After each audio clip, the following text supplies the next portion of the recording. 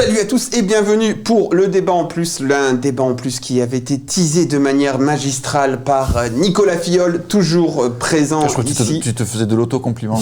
Non, je te mettais en avant, non, t'es pas assez mis en avant, t'es comme les passes de Tchaletazza. J'écris pas des bouquins moi, monsieur Hart. Mais tu es très précieux sur le site et très apprécié dans les commentaires sur la chaîne. Toi tu veux une augmentation aussi. toi. Voilà. J'ai tout essayé avec Ben, ça marche plus, je trash Garcia autant que je peux, il me donne rien. Titi, toujours avec nous aussi. Toujours présent, Mourad. Toujours fatigué depuis lundi.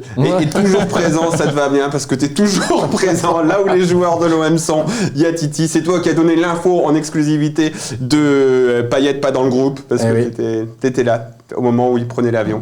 C'est beau.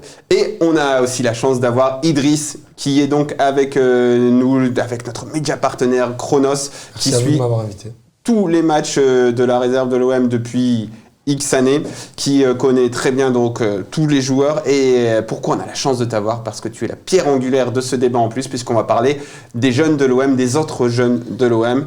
On a parlé de Marley Haquet, de Perrin et de Chabrol dans l'émission de lundi. Aujourd'hui, on va parler des autres, ceux qui ont signé pro et qu'on ne voit pas beaucoup. Et on va se demander un petit peu quel est leur niveau. Est-ce qu'on peut espérer les voir à l'OM un jour? On va commencer par quelqu'un qui est bien apprécié de tous ceux qui voient régulièrement la réserve, c'est Alexandre Flipono, qui a donc signé pro, mais que l'on n'a jamais vu chez les pros. Donc qu'est-ce que tu peux nous dire un peu de Flipono? Comment il va? Quel niveau de performance il a actuellement, etc.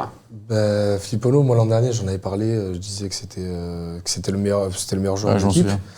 Et on revient un an plus tard, c'est le meilleur joueur de l'équipe, c'est toujours le capitaine. C'est un gamin qui a la tête sur les épaules, mais elle est vissée avec du Black & Decker et des vis en titane. Et il progresse parce qu'il s'entraîne plus avec les pros par rapport à l'an dernier, même s'il commençait déjà un peu. Et Villas-Boas l'apprécie visiblement, parce qu'il lui donne beaucoup de conseils, en gros, il s'attarde beaucoup sur son jeu, mais après, on voit qu'en N2, ça y est, c'est plus son niveau, il est déjà au-dessus. Mm-hmm. Il faut qu'il aille voir plus haut, sauf que plus haut, je pense, parce qu'après, je parle pas beaucoup avec les joueurs, donc je sais pas non plus, mais je pense qu'on a dû lui dire, Strootman, maintenant qu'il n'y a plus Gustavo, tu vas peut-être un peu jouer. Bon, là, c'est Strootman, et puis Strootman n'est pas bon, donc mais au final, on va avec Bouba parce qu'il est meilleur à ce poste-là, donc... il est toujours un peu relégué au 3e, au 4e choix. Et vu qu'on joue qu'à une sentinelle et que je pense pas qu'il puisse jouer parmi les deux duos, je pense pas qu'il c'est vraiment un pur 6. Je pense que c'est un vrai regista moderne. Je le compare beaucoup à Verratti dans le profil, pas en termes de niveau bien évidemment. Je parle de profil de ce 6 en sortie, là. Non, complètement pas. Mais juste sur le terrain, c'est un joueur qui techniquement il est tellement propre que ça en devient insultant pour ses adversaires. On a l'impression que les mecs pressent, mais qu'ils font semblant, tellement il arrive à ressortir la balle, toujours trouver l'angle qu'il faut. C'est un des meilleurs passeurs décisifs de l'équipe. Il tire aucun coup de pied arrêté. C'est juste dans le jeu à chaque fois. Ça part de lui. Bref, il faut juste qu'il aille voir plus haut. Donc il faut un fait, quoi. Voilà, vraiment, je pense que là, ils ont parlé d'un prêt cet hiver. Oui, il va partir en Allemagne. Il était dans la liste des mecs qui pouvaient partir. Ça a été discuté notamment avec des clubs de Ligue 2 et un peu de National. Et finalement, je sais pas pourquoi ça n'a pas abouti. Villas-Boas a dit finalement les offres concrètes ne sont pas arrivées pour lui comme pour d'autres a priori. Non, je sais pas si c'est vrai. Je dis juste ce qu'il a dit. Je sais qu'il y a eu des offres après, est-ce qu'elles étaient suffisantes d'un point de vue promesse de temps de jeu et tout, je sais pas. Mais des offres, il y en a eu. Au moins une, ça j'en suis sûr. Après, nous, on se souvient, justement, quand tu avais fait cette émission où tu nous avais parlé, il y avait Manu Baranguet de l'AFP. Ouais. Et lui, à l'époque, il avait discuté un peu avec le staff de Garcia. Et on lui avait dit, oui, on le suit, il a du talent. Mais il le sentait trop léger physiquement pour la Ligue 1. En fait. Là, il a un peu plus travaillé aussi cet été, on sent. Et ça, c'est commun à tous les jeunes qui ont fait la prépa cet été avec Villas-Boas. C'est qu'ils ont couru, par contre. Ils ont soulevé de la fonte, ils ont travaillé. Ah bon, Villas-Boas, c'est pas que du ballon, c'est chiant, c'est d'entraîneur étranger. Ah non, ça avait cavalé, ça avait bien travaillé le physique. Flipono, je pense qu'il était déjà sur une belle évolution. Mais on voit que physiquement, au niveau du buste, il a pris pas mal. Kamardine, qui est le capitaine des 18 R1 aussi, on voit que, lui, embarqué. C'est le morphotype comorien, donc très peu. On n'arrive pas à prendre du poids. On dit bonjour à Azir. Salut Azir.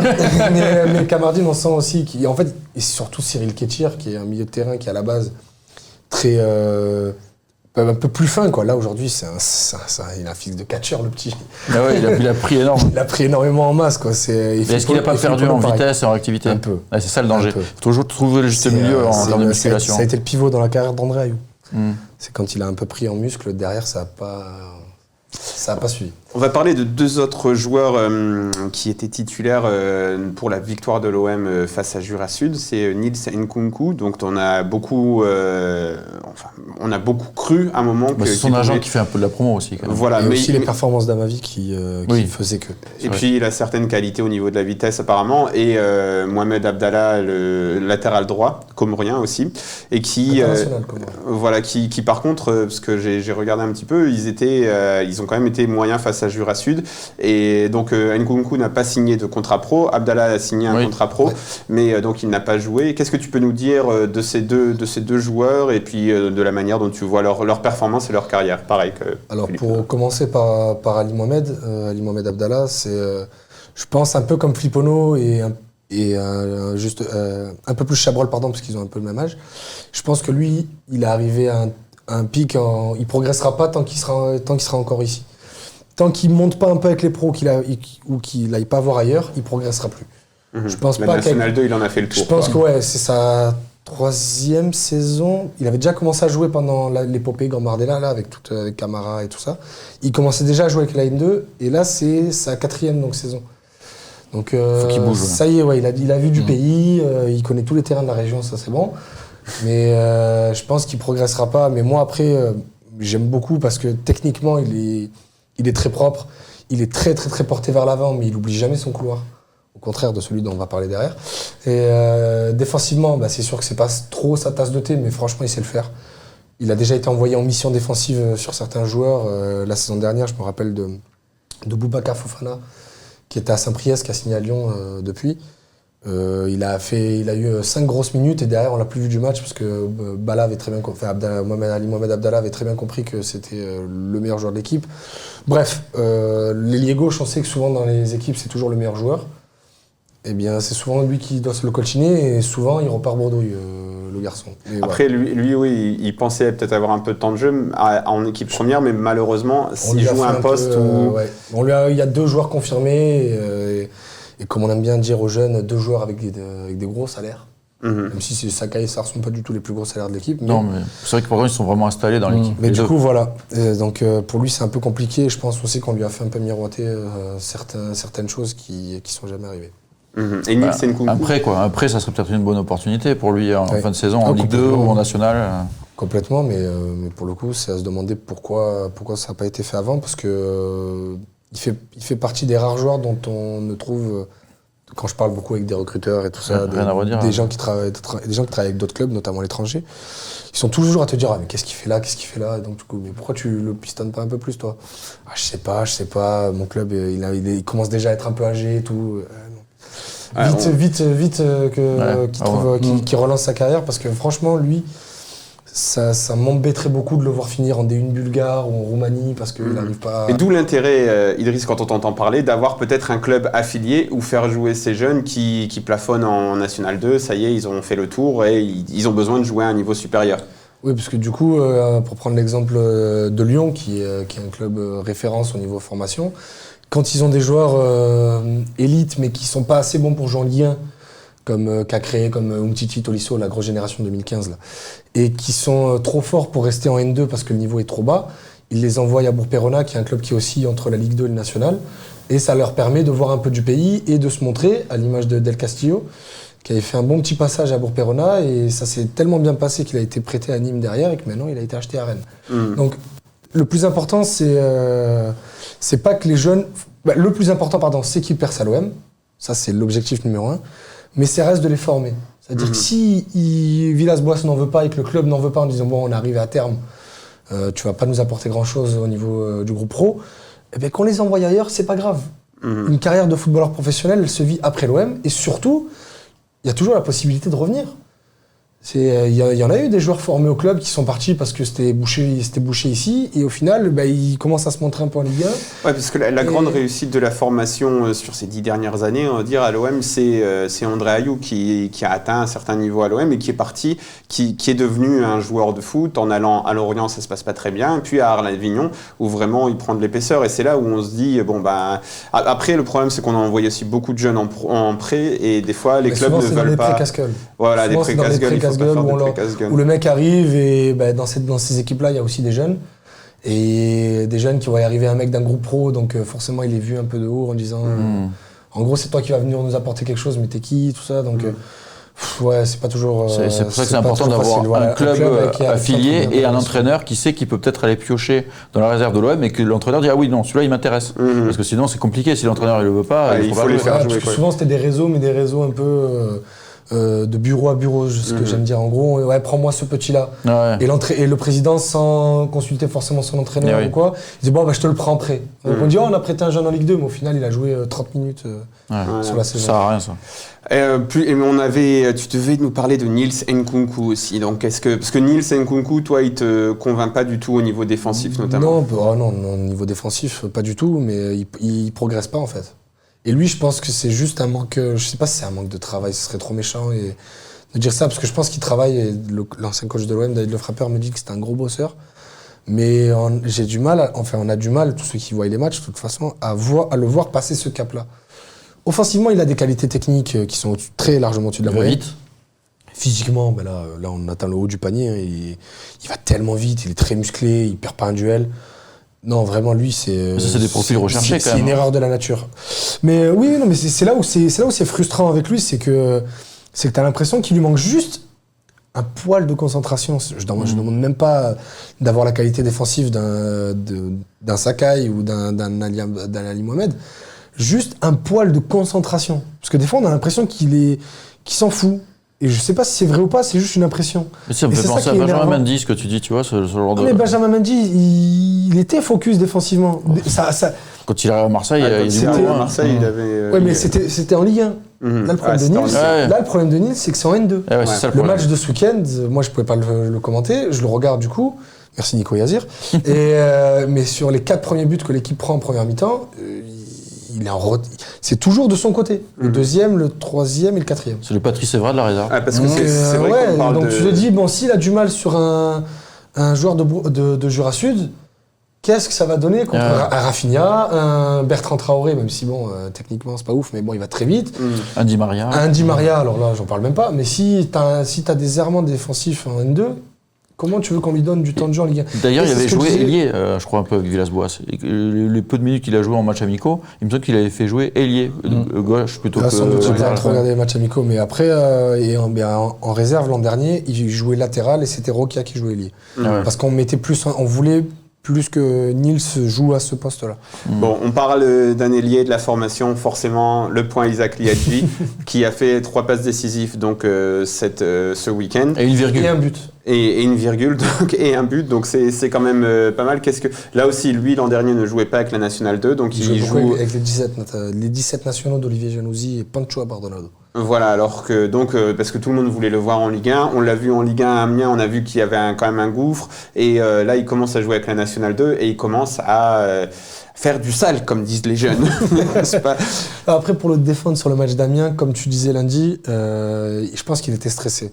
Je pense qu'il était stressé, je pense qu'il a voulu trop faire, et il faut se rappeler, il a même pas 18 ans. Ah oui, non, mais qu'il se fasse déchirer sur les réseaux sociaux alors que le mec il a 18 ans. Après, c'est son clan les négociations et le fait que ça traîne beaucoup qui ont fait que les supporters l'ont pris en grippe. Et qu'il a été survendu par le club aussi, parce que tous les extraits des petits gestes techniques durant l'été, c'est pas son clan, c'est l'OM qui les a fait. C'est pas faux, aussi ça, mais après, il faut dire ce qui est, je pense que c'est le plus gros prospect du centre de formation depuis 15 ans.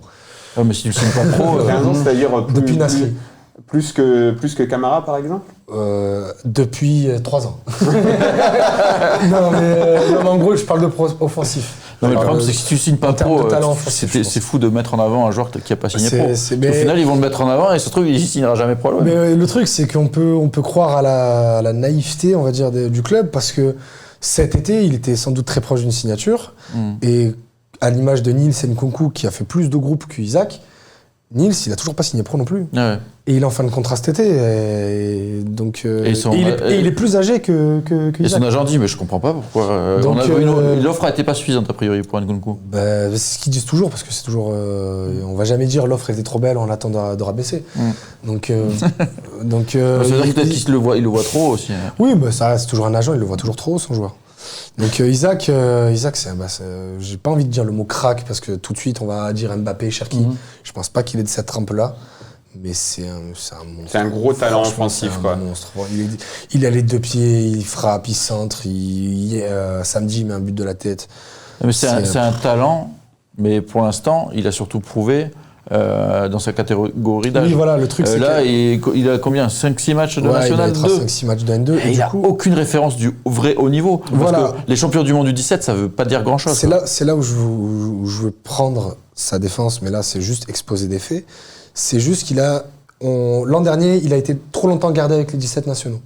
Alors que les 19 nationaux étaient en quête de maintien, il est venu, en fin de saison, c'était déjà trop tard. On l'avait toujours pas fait jouer en N2, au détriment d'autres joueurs dont aujourd'hui on se demande ce qu'ils font encore à l'OM. Il commence la saison, il doit déjà la commencer avec la N2. Il la commence finalement avec les pros, quitte à pas jouer, donc il prend déjà du retard. Au final, il vient faire un match de N2, il est pas bon. La N2, elle a un peu un trou parce que pendant le mois de janvier, le championnat de N2 est un peu handicapé parce qu'il y a les week-ends de Coupe de France. Il y a tous ces week-ends-là, donc il joue pas beaucoup. Donc il joue avec les 18 terrains. Sauf que ça reste sa catégorie d'âge, certes, mais c'est du niveau régional. Donc ça veut tout et rien dire, même s'il a fait d'énormes cartons. Là, la N2 est partie pour jouer sans coupure jusqu'au mois de mai. Donc là, il va pouvoir enchaîner les matchs. Mais le truc, c'est qu'au final, quand il aura fini d'enchaîner les matchs, il sera en fin de contrat. Donc il est dans une situation un peu particulière. Et puis il a été surexposé. Il a été surexposé pour le coup, ça je suis entièrement d'accord. Voilà, et c'est pas de ma faute parce qu'il n'a pas beaucoup été diffusé chez nous.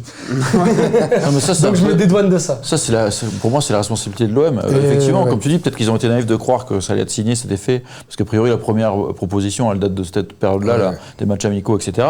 Et ils l'ont surexposé.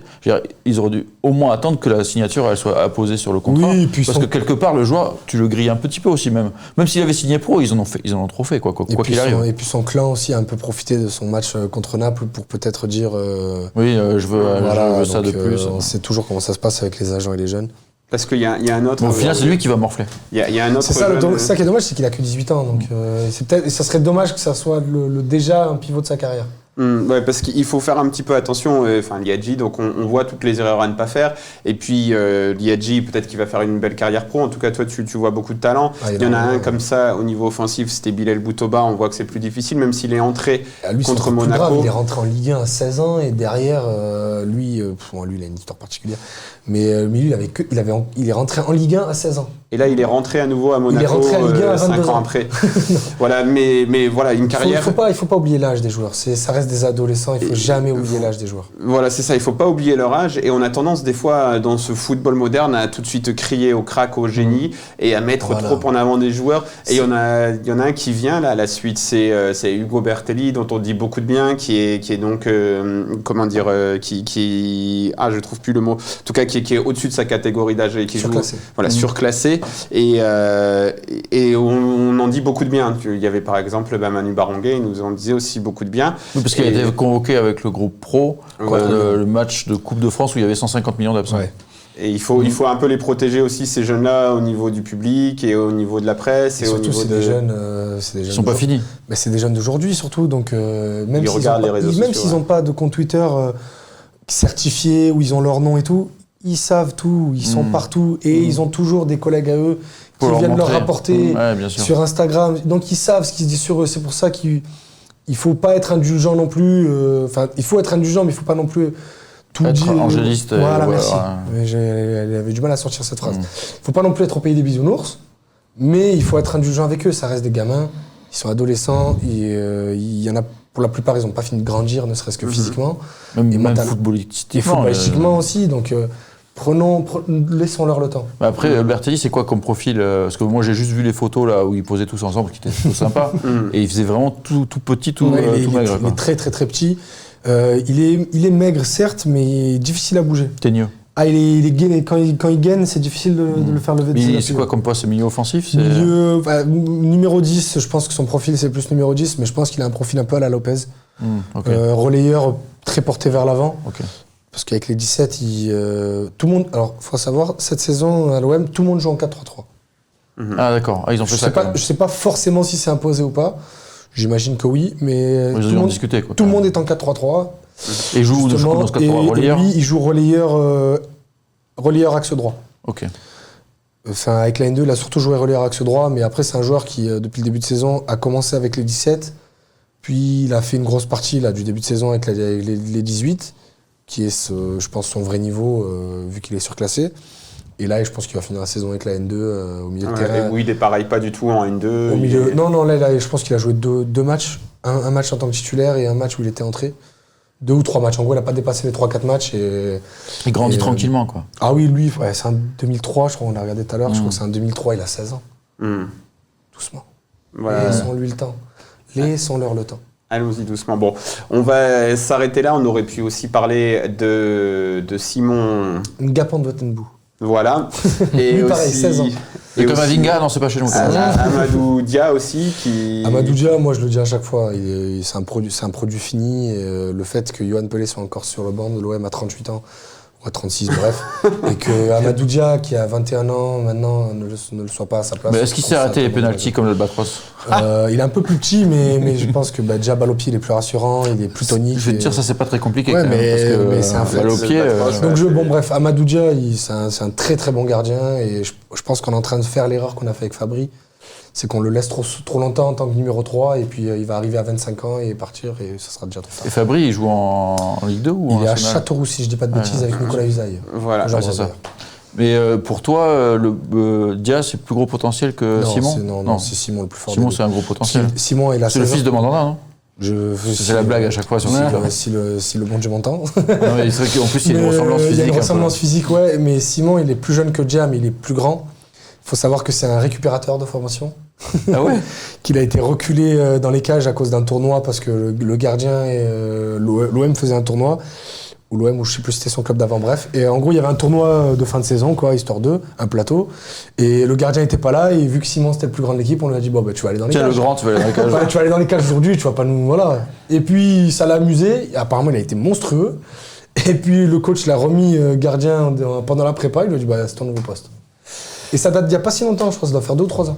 Voilà, la petite anecdote en plus. On te remercie beaucoup, Idriss, parce que c'était... C'est avec plaisir. Et puis, ça fait toujours du bien de parler avec quelqu'un qui connaît vraiment tous ces jeunes sur lesquels... On va avouer, on a déjà suffisamment de boulot avec les pros, on n'a pas le temps de suivre tout ça, donc c'est bien d'avoir des gens qui suivent les matchs, qui voient tous les matchs et qui savent de quoi ils parlent, pas juste en ayant lu 3 lignes dans un journal. Du coup, j'en profite parce que je suis pas toujours tout seul. Des fois, je me prends ma voiture et je traverse la ville pour aller voir les matchs, mais mes compagnons de route, 13013 et Azir, Saïd Mohamed Cheikh, que vous connaissez un petit peu, on est tous les 3 et on va voir tous les matchs tout le temps. Et j'embrasse Azir qui est allé à Toulon sans moi hier, parce que je ne me suis pas réveillé. Voilà. Voilà, vous pouvez tous aller les suivre sur les réseaux sociaux. Azir, c'est @CarterChin. CarterChin et @13013 pour celui dont on ne doit pas prononcer le nom. Et toi, c'est Idriss Kasmi, mon nom. Et Chronos. Allez suivre Chronos et tous les week-ends. Vous pourrez voir plein de matchs en direct. Ce samedi, Martigues-Saint-Priest à 18h. Voilà, filmé dans de bonnes conditions. Titi le boss pour savoir tout ce qui se passe autour du centre RLD. Avant les matchs, savoir si Dimitri Payet est dans le groupe ou pas, vous le saurez en suivant Titi, en avant-première. Voilà, si l'avion est bien rentré à l'heure, si Villas-Boas avait le sourire. C'est vrai parce que toi tu les vois aussi un petit peu ces jeunes. Oui, je les vois.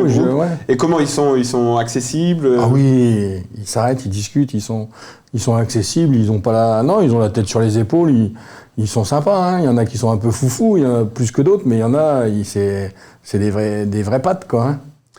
Voilà, allez, on s'arrête là pour ce débat en plus. On vous remercie tous. On vous rappelle de vous abonner, comme d'habitude. Le fameux bouton qui va apparaître à un moment. Il faut vraiment que Ben revienne parce que là, j'ai peur. Mes tempes vont devenir grisonnantes et tout, mais il perd moi ses cheveux. La semaine prochaine, parce qu'il est en vacances, donc jeudi, ça sera encore nous. Il y en a qui foutent rien et puis il y en a qui travaillent. Voilà, à bientôt, à jeudi.